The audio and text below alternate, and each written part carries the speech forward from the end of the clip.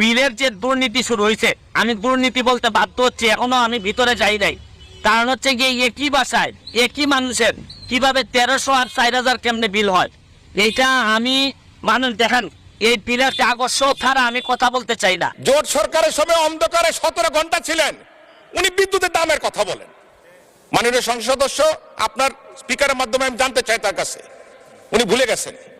আরে অন্ধকারে থাকার যে কষ্ট, আরে সেই কষ্টের কথা বলেন।